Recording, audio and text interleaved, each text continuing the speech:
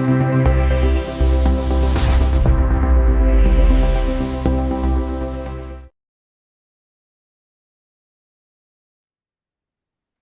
everyone, welcome to yet another episode of the Infinite Multihued. Today we have someone extremely special. How I met Rebecca Tabe.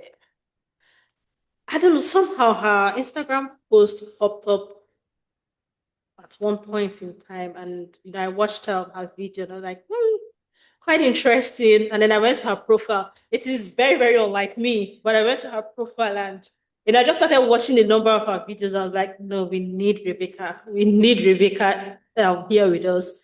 And the funny thing was, I reached out to her and she was very, very happy to come on and share her story with us. I think the one that caught me most was your late diagnosis for dyslexia. And I was like, okay, I've had to speak with people one on one, but nothing really deep about that. People who are dyslexic, I've had to speak with them one, nothing really deep, nothing about sharing personal stories and things like that. So today, I want us to hear from you. I'm sure there are a lot of things we're going to learn, but before we start, I'd like you to introduce yourself to us better than I did. I just called your name and that was it. Yes. All right. So my name is Rebecca Tabe. I am originally from Cameroon, so I've got an African root. I have an Instagram page called Becca's Beautiful Chaos because Rebecca is short form for Becca. And I named it Becca's Beautiful Chaos because when I look at everything that's happened to me with my late diagnosis, my life itself is chaos. So I just thought can make it the beautiful chaos. So I live in England. I am a qualified social worker by profession. I've worked for 13 years, worked with children and family. And in the last 16 months, I've been working in a family court. And yeah, and I'm a late diagnosed dyslexic individual. I was diagnosed at 33 years old. Did not really accept it, did not really do anything about it until about 6 months ago. So I'll tell you a bit more about that. Oh, But yeah, definitely. Something must have triggered that. So, yeah, something did. Yeah. all right. We have a few questions here, and somehow we're going to be digging deep into your personal life. But the first one we want to start with is when people hear dyslexia, what misconception, often come to mind? Okay. Right. For me, because I come from two backgrounds, so it is actually a blend of my African roots, having been born in Cameroon, grew up in Mhm. Cameroon, and then traveled to the UK when I was 22, 23. My community, the people that surround me and everything around me, when they hear the word dyslexia, the things that come to mind is laziness, not working hard, not applying yourself. But it's not just that, that is the issue. The issue is the word dyslexia itself. Most people kind of think, oh, from our community, it's a white thing, it's a borrowed word, it's a learned thing. It's not something that happens to us as African or Black people. That's the white people stuff. That's the one thing that I get quite a lot in terms of misconception. There's no question about what is that? How does that work? What does that mean? What does that apply to? Just, oh, that's just something that white people talk about. And I know kind of the perspective that I'm coming from is quite different from a lot of the general dyslexic conversations out there. But my Mhm. personal story and the life and my community is quite different how dyslexia is looked at. What was your personal opinion about dyslexia before your diagnosis? I didn't even know dyslexia existed. So, Okay. so, Okay. and that's where it all started. So, I was diagnosed at 33, but only because I was attending university doing my social work degree. I did my first essay and I did it very well. Absolutely. Put all my heart into it and then I submitted it. My university lecturer read it and then sent me an email to say, could you come to the office for a discussion? I was like, oh yeah, I must have done really well. And maybe they wanted to just see how I did. I went in. So I went to see him. I won't forget him. Yeah, I'm not going to mention his name, but I went to see him and he was like, did you do this work? I said, yes, I did it. Did you finish the work? Oh, you ran out of time. I said, no, I did my work and I finished the work. And you submitted it and you wanted me to read it. And I said, yes. I said, okay. So that's a finished work? I said, yes, it's finished work. I said, like, finished. And he said, "Oh, okay. Did you read the word?" I said, "Yeah, I did read over it." And then he was like, "Oh, have you got dyslexia?" What is that? What's dyslexia? And that was the first time I heard of the word dyslexia. I was about 33 years old. But before then, I knew I did struggle. There were so many things in life. I mean, that word made a difference when he told me about dyslexia, and I Mm-hmm. started, and I just thought, oh, what's that? So just to go back, when he said dyslexia, I said, what's dyslexia? And then he said, oh, he said something to do with the reading and all that. I was like, I don't know anything about it. So, okay, I think you've got dyslexia, but I don't know. I cannot assess you. So he then referred me to student support, which I went to student support. Then they did screening. I had to go through a screening on the computer where they gave me a list of questions, like so many questions. And I mean, I'll read question one, and by the time I get to question five, I couldn't remember what I was reading that question one. But when I finished the screening, the lady there again, she doesn't diagnose dyslexia, but she said to me, "Your scores are very, very high. How come? How have you coped all this while?" I mean, I'll tell you about my story from childhood. We'll get to that one. But so from then, he then referred me to business support, and I think the organization that do the assessment. And again, when I was Okay. assessed, they said I was very dyslexic, my processing skill, my memory, all of Very that. And that's dyslexic. how it happened. So I was in university, Wow. very dyslexic. That was the word they said. I had functioned for 33 years, chaotically, but okay, in my own way. Well, for you to have gotten to the university, you must have done well for yourself somehow. Somehow you must have done. I just about managed. I don't think I was doing okay. Yeah. I don't think I did okay. I Oh just wow. and I think our background and the stories and where we come from does help us. So possibly I could have been picked up earlier, but I come from Cameroon where dyslexia is not known. It is not assessed, Yeah. it is not screened, it is not diagnosed. Yeah. Even up till now, I don't actually think. I mean, I spoke to a friend who is a lecturer in a university in Cameroon. She knows about it because I've had some discussions with her and she's read Mhm. about it, but it's not something that as part of the education Yeah. system. I don't know if that's known at the moment, but my experience, it was never known. Yeah. Yeah, I'm actually Nigerian, and it's recently that people started talking about all of these things, trying to create the awareness to say, look, things are going on, things are happening. Growing up, we, especially when it came to reading, spelling, and all of that, we had a way of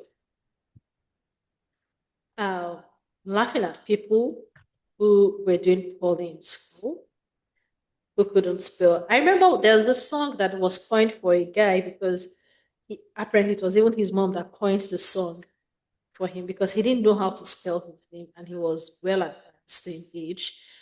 He had repeated classes over and over and over again. I don't know how it's done in Cameroon, but in Nigeria, if you do not meet certain cutoff during your examinations, you don't move to the next Yeah. class.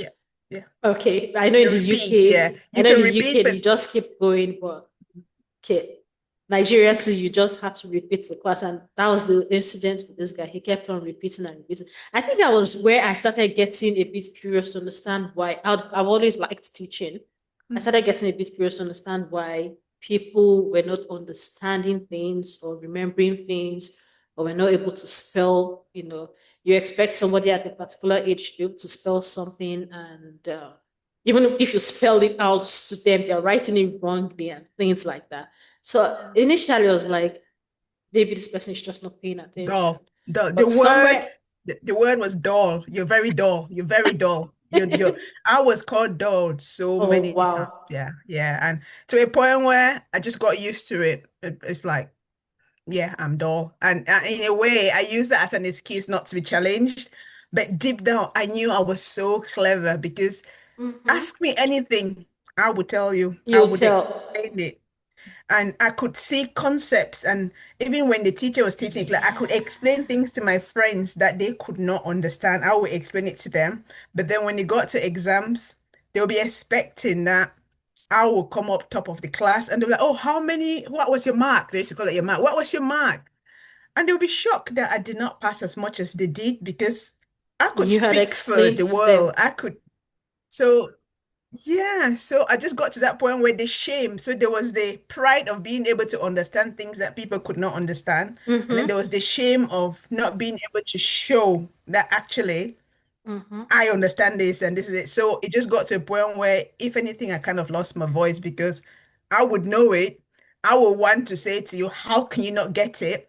But I was scared of saying it because I would say it today, and then when the exam result came, It at the was bottom of the you just list. didn't do well.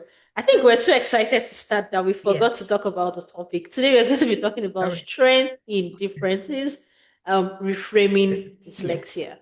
And we started talking to Yes. Becca. Her story is I feel a bit emotional because I can imagine myself in that position where, you know, you have you think you're doing well for yourself, you're able to understand things, but then you're not able to put it down in the way you should.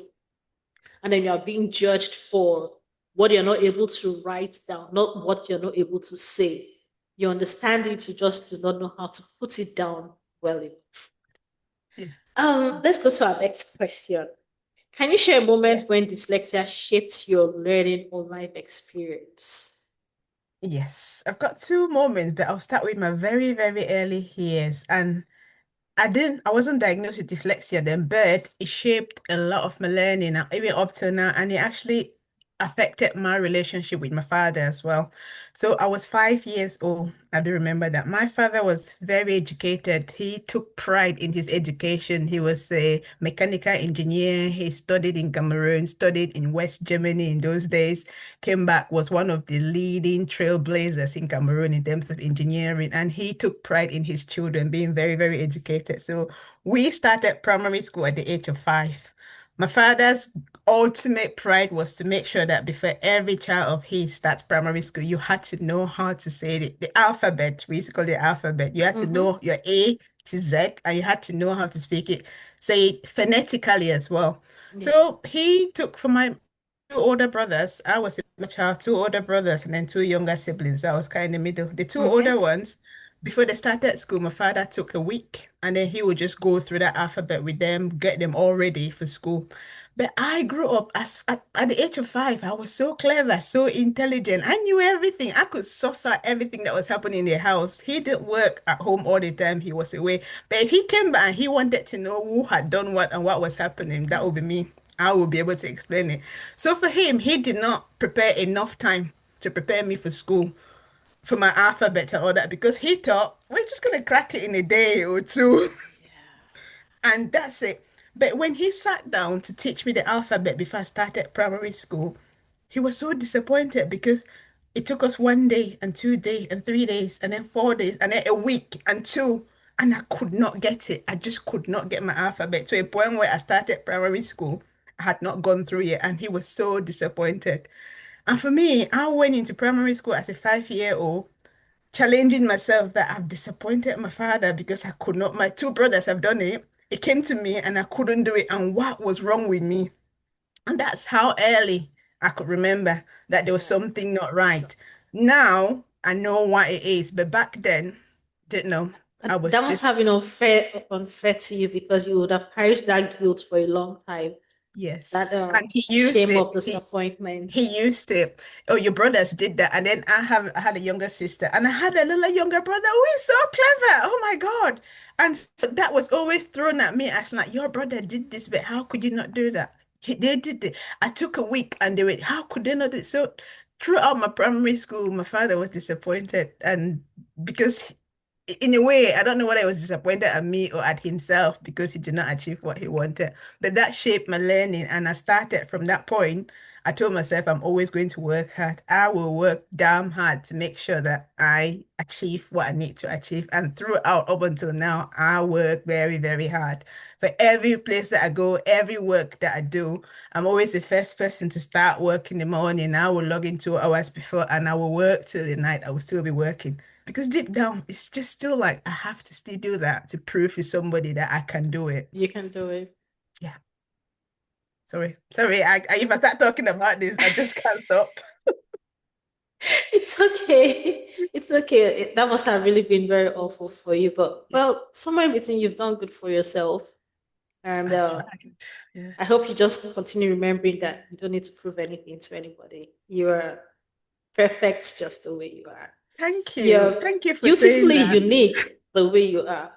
Like you said earlier, you see Mm. concepts and things that people do not see. That's your strength. And It's the case of if you judge a fish by placing it on land, you don't get, Yeah, the yeah. fish would think it's a Not so failure. bad. Yeah. Out And like a fish just out of the way water. we are, exactly, just the way we are, we're on land. If we go into what, I don't know how to swim. So once you throw me in water, I failed already. That's just the way it is with life and neurodiversity. People thrive in different places and different areas. It's for us to capitalize on our strength. Like I said, I was talking to someone and I said, who sets the standard? You're not supposed to judge people. So who sets the standards to say this is how people are supposed to be? Somehow we just grew up having that standard behind, at the back of our mind to say people are supposed to do this and do that and do this. At the age of 5, you're supposed to be able to, say your A to Z and stuff like that. Who sets that Yeah. Yeah. standard? Oh, bless him. He was like, say your A to Z. Say A to Z. I was like, A to Z. He was like, no, A, B, C, Yeah, D, right. E. And they were A to like, A, B, Z. C, D, E. I was Say A like, to Z. I say A to Z. I said A to Z. That must have been very frustrating for him too. And then he'll be like, okay, tomorrow when you come back, we're going to get this done. You're not going out to play. You're not doing anything until you get this. I would sit there. I would look at it. I mean, I could see the shapes in my head. I could see these, but I just couldn't say it. Saying Yeah. the good thing is we can laugh about it now. And then he was like, "Dad, say your ABC." I was like, ABC? No, I want you to say A to Z. And I'll be like, A to Z. I was 5, let's be honest. I was 5. You are still pretty young anyway. Yeah. I think you've talked about this a bit, but I'll still ask the question. Yeah, And go what on. challenges did you face before understanding dyslexia properly? I think I've already talked about it, but for me, it was just being able to know so much and yet not being able to show that you know You that know. much, only because I was being judged by what I put on paper, not what I could say. Mm-hmm. In class, if a teacher asks a question, I will answer it and I will get it right straight away. But because throughout, I mean, like you said, I had a lot of, so in Cameroon, we had, if you fail, then you have to repeat the class. But there Mm-hmm. was something called fail but promoted. So so you haven't passed enough to kind of say, I've passed, I can go to the next level. Mm-hmm. You have failed, but you've not failed that bad that you have to repeat Then the I have class. to repeat the class. So you failed, but promoted. I had so many failed, but promoted. So many failed, but promoted.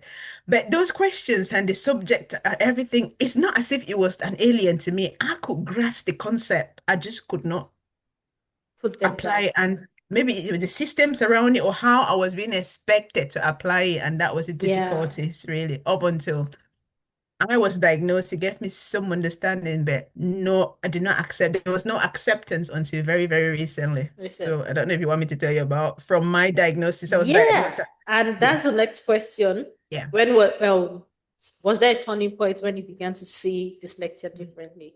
yeah. So diagnosed at 33. I was in university. I was raising 2 children. I was working full time. I was studying full time. And the university was so, I mean, the university was so brilliant. I was provided a lot of support. I was given a new laptop. I was given a Dragon Dictate, something called Dragon Dictate. That's the Mm-hmm. software. I was given a dictaphone, and I was actually given a dyslexia worker, a mentor that could help me to teach me how to study or how to work. Mm-hmm.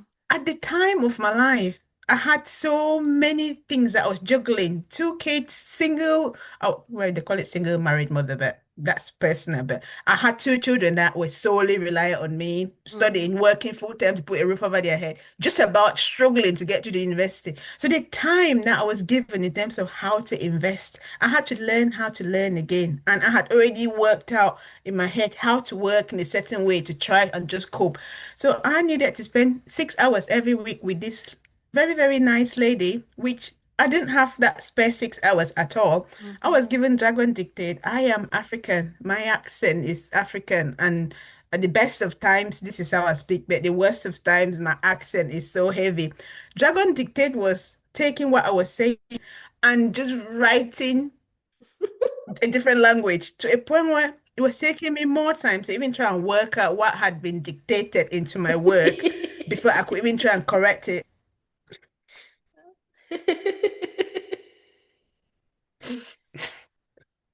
So I left it. Uninstalled the Dragon Dictate. I did not use the dictaphone because it just and then this support lady as well, the amount of hours and she would set me homework and stuff for me. So I was just about trying to get the essay done, just about trying to do the lecture, just about trying to work. That must So have I been a lot pushed it on to you. one side. And I'd never really talked about my dyslexia or accepted it or worked on it or did anything. But I knew back in my head it was there. So throughout for about, I would say for about 10 years, qualified as a social worker, worked for different for authority, work with different managers. Some managers picked it up and they'll be like, "Oh, are you dyslexic?" I was like, "Yeah, I was told in university that I'm dyslexic."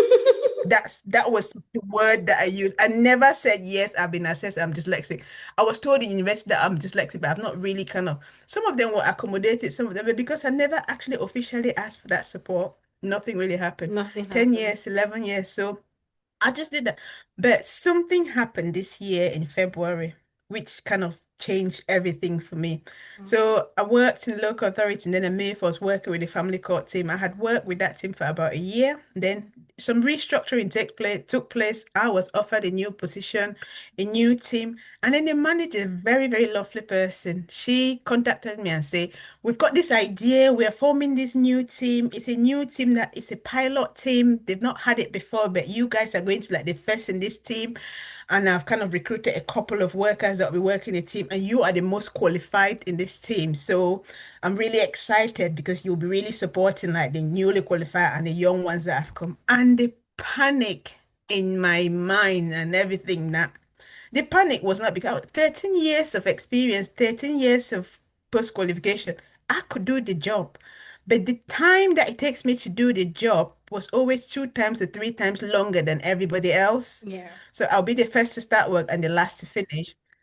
So the panic for me was, oh my God, if I'm going to have any extra responsibility with these new people, I have to support them. So where am I going to get the time to do my own work and then support them?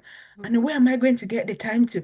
Because when I work, I have to zoom in. So I've worked in offices where the world could be coming to an end and I will not know what is happening because I have to zoom in. I have to try and do everything.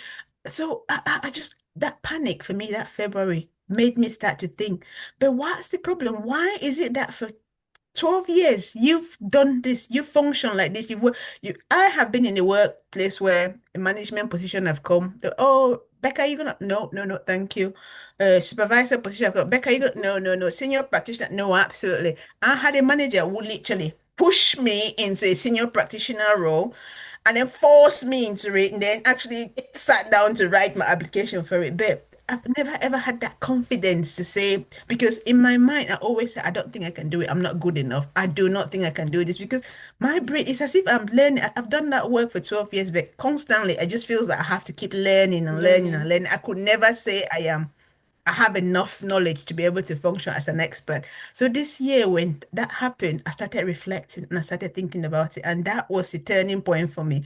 I had never talked about my dyslexia. I had never really openly, a few friends around me, I had conversation with them, never openly. And I just thought, I felt this and I've carried this for years. And surely there must be people out there, and especially in our community where they must be, I cannot just be the only one from Cameroon that's True. experiencing this. And that's the turning point for me about dyslexia. I came out on TikTok, on Instagram, on Facebook, and I just thought, I'm going to start saying something about this. And since then, I have learned so much about dyslexia. I Yeah. have followed a lot of other dyslexic individuals. I have seen podcasts like yours. I have seen even, and then a lot of the things that I'm reflecting about, like, oh my God, that was me. That was me. That was me. But before, it had just I mean, there's a doctor that I follow on TikTok. When I hear him speak, I was like, oh my God, that's me. But before, it's as if I had just shielded my brain from it was, I don't know what it was, a protective mechanism. It was like a denial or something Hmm. up until this year. So some friends and some managers knew because they picked it up and they asked me, but I never spoke about it openly. So that's the difference, really. Is a share the scare and the worry of being responsible for somebody else's learning or somebody else's work. I could not handle that. I'm glad you came out because I'm sure people have also, apart from the fact that you have learned a lot from people, people have also learned a lot from you, and people will still learn from you. I And hope then so. obviously you're doing better at your work. You're happier with yourself, and then Well, you know you're not the only I haven't person. told my manager that I haven't told my work that I'm doing anything online or that I'm talking about dyslexia. I'm waiting for the day somebody will say, "Oh, Rebecca, I heard your voice on social media." No one Very, has said it yet, but I just well, felt very like soon I someone needed will. to say something, Mm-hmm. and I've had a lot of messages that comments that I've had from people. It's been some of them has been very, very emotional. Some of them have been, yeah, that's me. Yeah, and but you've heard some people's stories and they were like, oh, thank you for what you have said because I felt like, and then somebody said to me, you've explained it mo better than how I could because I've never been able to explain it. Then I had somebody who actually saw my video and then forwarded it to their mom and then said to their mom, I've not been stupid all this while. So I went back and I was like, and then they actually forwarded it to their mom and actually put their mom's Mm-hmm. Instagram handle. So I messaged her, I was like, who is this person? And then the mom came back and said, I am the mother. But, again, I don't know if it makes a difference, but I just felt, and then there's another part of where I have got families, I've got friends, and I've got a community where I've got children. My children are young adults now, they're in university, and I come across a lot of my friends and the age group that we are. Our children are like older teenagers who early Mm-hmm. university years. And some of them are having a lot of difficulties, particularly my own kids are having difficulties, but they grew up.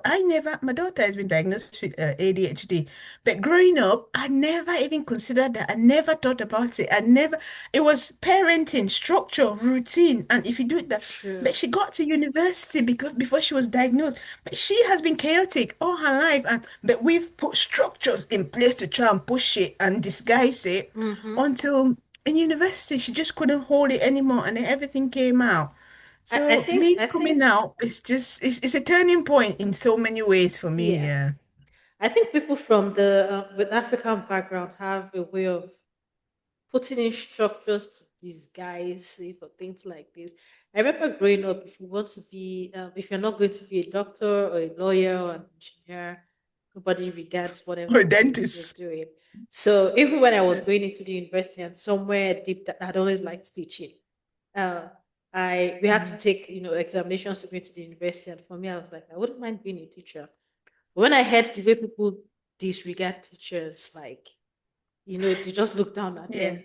I changed my mind. And This- really, in the university, for those who came to school and were studying education, people looked at them like those who couldn't pass well enough, to go into the business administration and all sorts of courses, which was very, very unfair. Very, very unfair. I think There's, we share the same. I think Oh, so. I'm breaking It's up. an African I thing. think yeah, we share the same, isn't it? Yeah. If I tell you that I did sciences. I think when I went through primary school, high school, I knew that writing was the difficulties and stuff, but I did sciences. So I have my A levels in science. I've got maths, I've got physics, I've got chemistry A levels, and I passed really well. And I wanted to. It was either I was an engineer as my father or a medical doctor. Mhm. Engineering, I couldn't go down that way, but medical doctor, I wrote the exams twice, 2 full years. I knew what being I went into these exams and I sat there, I wrote it and I failed. Then I stayed home. I took a gap year from university. I spent another year. I studied. I studied really hard. But I didn't pass. But I knew I was asking myself, that person has passed. There's no way that person could be smarter than me. But so I went from science background to doing sociology. And the I actually disappointment in my studied father's sociology face. too because for me I was like, okay, something My closer to father people. was He was very disappointed.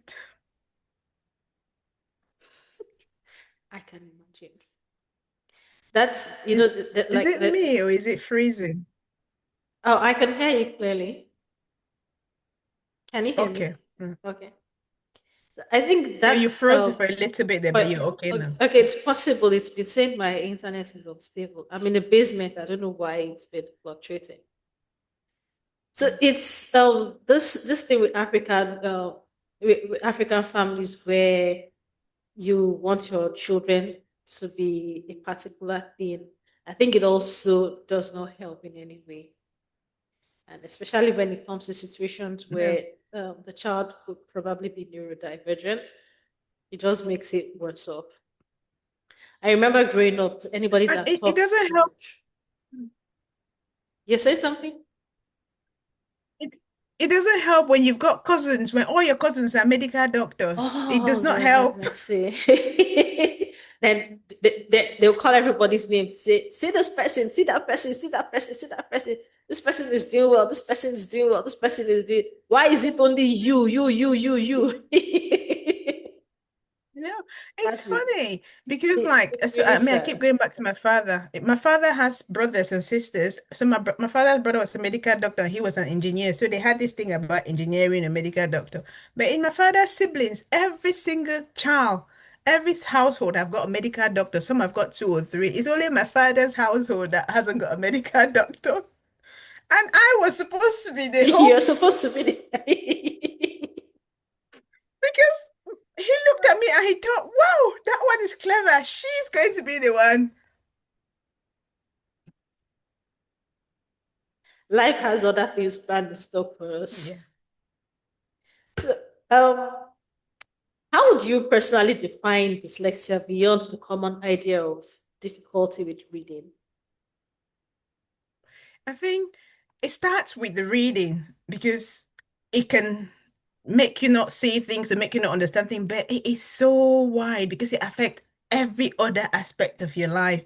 It affects how you process things, it affects how you prioritize things. For me, this is just for me.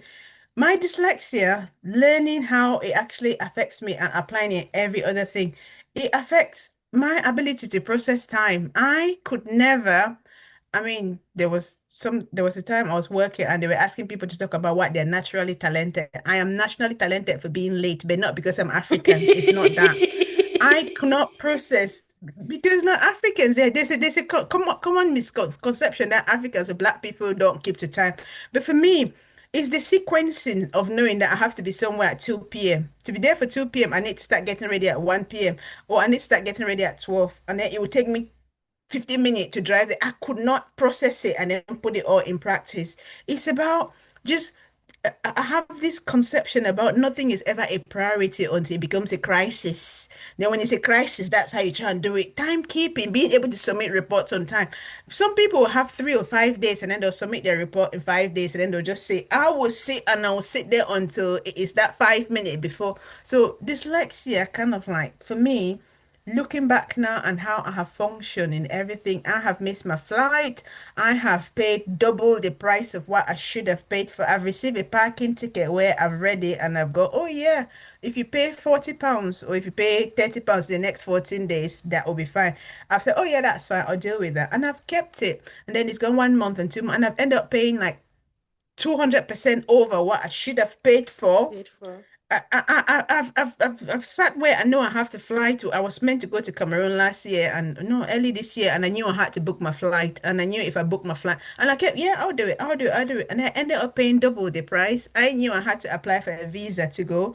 And I left it till a day before, then I had to pay the premium price. But all of that, some people can look at it and think you're disorganized, you're lazy, or that. It's just the sequencing and the processing and the prioritizing of that. I am a parent. I am a parent with two children. The way I've parented those children, bless them. The amount of times that they went to school, I mean, the emails that came from school, and I'm always playing catch up on everything because I would not know whether it's on clothes day or it's not on clothes day, whether it's World Books Day or it's not World Books Day. The amount of times that I've been called from school to say, oh, they didn't come with that slip that they were supposed to sign, that permission slip. My children, the school will be going away on a school trip, and everybody will be out, and my kids will be waiting for their mothers to bring that permission. Your mom did not send a permission slip. And so it affects so many other aspects. It's not just reading. But until you look at that, if somebody doesn't explain to you their personal stories and how I'm not stupid, I'm not dumb, I'm not rich, but the amount that dyslexia is costing me, when I've sat down sometimes and I put the cost to it, it's unbelievable. Yeah. can imagine having to Sorry. buy your ticket last minute or pay for your visa last minute. And usually, when you when you want to travel, And I'll and you I'll start smile. planning I'll for just your smile like, ticket. Usually, when you want to travel, you start as long as you know you intend traveling, you buy your ticket at least 6 months, especially when it's an international trip. So you get the best deal. But when you have yeah. to do it last minute, you're probably coughing out huge sums of money. Hmm. That's And there's part of it where is it because I mean I always have so much to do, always have so much to do constantly. Because like I said, I'm always playing catch up to a point where I don't know how to explain it. you start It's feeling almost like overwhelmed. some people plan everything, they'll get everything done. They've done everything done and then they can sit down and rest. For some reason, I just never feel to be able to have that time where I can sit down and rest Sit down because and rest. I get overwhelmed and then because I think about it and then I want it so perfect, then I process it all in my head, and then I start working out how to execute it. It's not a reading issue. It's not me being able to take a book and read. Yes, reading is difficult, and when I read, I don't see my own mistakes. But it's the practicality of applying everything Applying. that's going on in there on your day-to-day life, applying, yeah. I think we're going to have to bring you back sometime in the future because I'm learning a lot from you, and I'm sure people are going to learn a lot from you, and there's definitely a lot to talk about beyond what we're going to be talking about today. Your next question is, what Yeah, strengths are I'll be often happy to come back. associated with dyslexic thinking? Okay. I think there's different strengths and for different people. Every individual, what I've noticed, every individual is different. For me, I am incredibly intuitive, as in like it's a good thing, but it can be a bad thing as well. But I can smell a rat from like 300 miles away. What that means is the strength that I have is I'm able to see situations and kind of understand them and unpick them before it Mm, actually unfolds. And that kind of works quite a lot in terms of my problem solving. I have been, if I be in a group situation, I can learn how to. What's the word they used? Somebody used the word, what is it? Emotional intelligence? Is that a word? Yeah, mhm. emotional intelligence, quite a people person, people in a group dynamics. I can function very well with everyone in that group, but being able to know their differences, understand problems, and kind of propose solutions before it actually arrives. So All right. those are the strengths that I say. I know I've read somewhere they're very creative, they're very entrepreneur. I don't know about creativity because you should see me. I mean, if I did some drawings or some colorings or anything, organization, I can't do that. But the strength for me is I can sit and I can tell somebody what to do, and that will be absolutely spot on. But being able to apply it myself, and I think those are the things that I'm still learning about me Learning. as well. I'm not really figuring it out yet, but I'm figuring it out as I go along. Yeah, Have you ever found yourself that's in a it. People situation, say superpower. superpower? Exactly. It is superpower. Have you ever found yourself in I a don't know. situation where you try to maybe make a suggestion and then you're being shut down because Yeah, they yeah. So think many. that you don't even know what you're doing? Yeah, yeah, yeah. So many times I've been shut down. So many times people have said, "Oh no, that's not what we." Because what tends to happen is I tend to get somewhere before most people get there. Yeah, I yeah. tend to see a problem before it Before. actually will occur. And I don't know how that happens.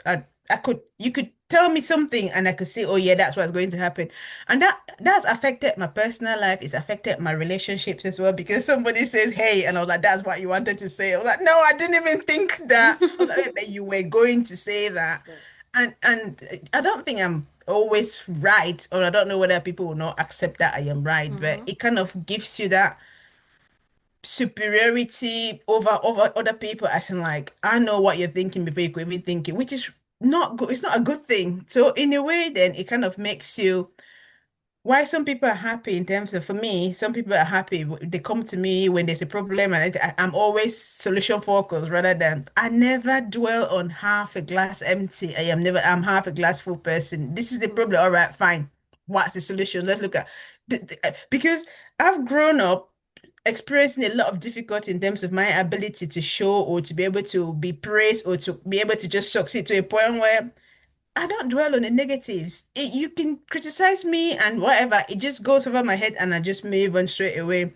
So that for me, the strength for me, I think is just around being able to kind of understand people and being able to see solutions or be very, very solution focused, which I don't know whether Mhm. it's a good thing or a bad thing. I don't know, but I don't dwell in problems. Then I'm very, very resilient, which is not a good thing sometimes because no matter how much I have had so many problems, I've had personal problems, I've had health issues. But I've got my friends who will be like, I can't believe you're dealing with this and you're still showing up, you're still going to work. I was like, yeah, I can either sit at home and cry, or I can go to work Or and just get on. And that's how I feel like I have had to cope with it because with me being, I've had criticism. People have picked on my spelling, picked on my grammar, picked on everything. And if I had to be upset or be emotional about every single time that something has been through, oh, babe, don't, I just get on with it. And I don't know, like I said, I'm still figuring it out. I don't know if that's the right thing or not. you're doing very well with yourself. You're doing well. Though, um, excelling through each day, you're doing very well with yourself. I can guarantee you that. Uh, Next question is: what advice would you give to someone who has just discovered they're dyslexic? Don't, I think there's two sides to it, isn't it? There's a side where, let me just put this. There's two sides to it. There's a side where you've just discovered you're dyslexic because you've been seeking that answer. You've wanted to. It's an Mhm. explanation. It gives you an explanation and an understanding of some of the concepts that you have struggled. My advice to them is get a bit more information, learn as much as you can. That's an explanation. It is the start of you understanding yourself as opposed to the end or the solution of all your difficulties. One of the advice I would give is accept it. I left it too late. I mean, I was diagnosed at 33. I'm 46 in September. And I think 13 years after. yeah, I could have done, well, you never know. Maybe I could have done a lot better than what I am Yeah, doing today. Maybe if I'd opened my mind to it and accepted it and thought about other possibilities, I could have been in a different position. I don't know, but just not dealing with it, it's not an option. And also, if you've been diagnosed, it just means people are listening. And if your family is supportive, you're lucky. If your family is not supportive, make them listen. make them listen. Make them listen. That's very important. Make them listen. And then the They're not going to last change question. it. They're not going to They're not fix going to you. change exactly. Yeah, They just have to deal with it either ways. yeah, So, yeah. and our last And question. and and and do you know what? One last thing I'll say to anybody which is diagnosed as well, you're not lazy, you're not stupid. You Not are lazy. fabulous. You're not stupid. You're Yeah. fabulous. I should remember to tell someone that. Yeah. You're not Yeah. lazy, you're not stupid, you're fabulous in your own way. Mhm. Okay. And then our last question: what practical steps can listeners take to become allies? Sorry, say that again. What practical steps can listeners take to become Oh, allies? you're freezing. Can you hear me? You're glitching. Well, I can actually hear you clearly. So, You can hear me. yeah. Your face is, you're doing that. Oh, What? Say can you what? hear me now? Oh. Oh yeah, that's better now. Yeah. Okay, What did you better. say? So I asked them, what practical steps can listeners take to become allies? Hmm. I think it's allowing a dyslexic person to shine. I think that would be the one thing that I think it would help. If someone is dyslexic, give them a space and give them a chance to be the best version of themselves because they can be really, really good. I can be really, really good if somebody understands my strength My and my strength. weaknesses, support when needed, but allowed anyone that's listening about dyslexia, just allow dyslexic individuals to be able to be the best version of themselves, either by listening, either by supporting, either by creating an environment which is accommodating, if anything. Because And stop I don't thinking ask they're for much. lazy. I do not complain. I do not ask. Yeah. Stop Stop thinking thinking they're you're lazy lazy and or just understand stupid. that they They're not. function differently and make And make some provisions or some accommodation for what they are and give them that chance. Yeah. That's, yeah. Thank you very, very I much for don't taking know. time to I don't cover this. know. Just Just, last eh, thing, is there anything you want to say? It doesn't have to be about anything we've talked about. It doesn't have to be, you could talk about your chat, your page, you could talk about your, what you've been doing with yourself lately. If there's anything you want to share with us.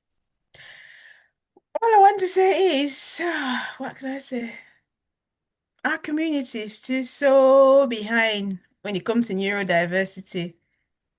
And if you watch this, or if you see this, even if it does not apply to you, just share it because it might help your sister, your brother, your uncle, your auntie, or your neighbors, or somebody. And I don't know. Yeah, I just think we need to talk more about this. And it's not, we don't have to be ashamed about neurodiversity. And I think that's something that I've experienced quite a lot, really. So we don't It's have to be not your ashamed. It fault. exists, yeah, it is real. And even if you don't believe that it exists on paper, it is somebody's reality. And Mm-hmm. respecting somebody's reality is important. I think so. Very true. Very, very true. Thank you for taking your time. I know it's quite late there in the UK now. Thank you for taking your time, spending so much time talking about yourself um, without reservations. Let me put it that way. Lastly, is it okay if you put your social media accounts, like just display your social media account information so people can follow you and watch your videos and learn from you? Like I said, we don't know who is learning. Yes, yes, absolutely. You can do that. Please put it. People can follow. What I'm hoping to do is create a space where people can talk freely and they can express themselves or they can identify or they can relate. I did a post and that post has done really well. But that post is not just about the post, it's the comments. It's the comments. It's the comment section that I communicate on that comment section because you read different people's stories Yeah. and you read their life experiences. So Mm-hmm. my social media, I am not an expert. I am not coming from a, I'm not a psychologist. I'm not a doctor. I'm not a is it educationist? What do you call it? Yeah. Educator? No, I'm not.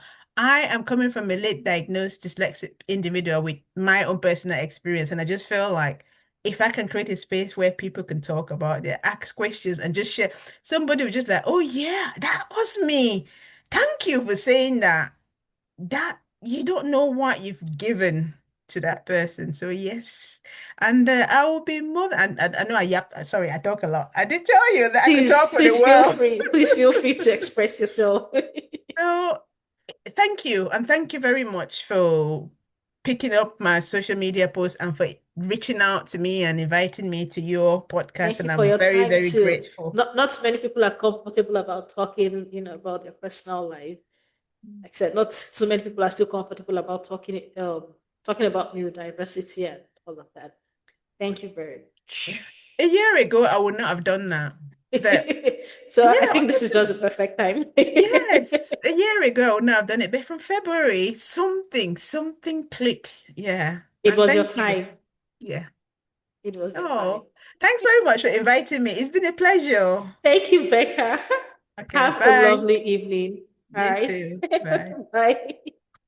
Thank you for watching, everyone. Have a lovely day too. Bye.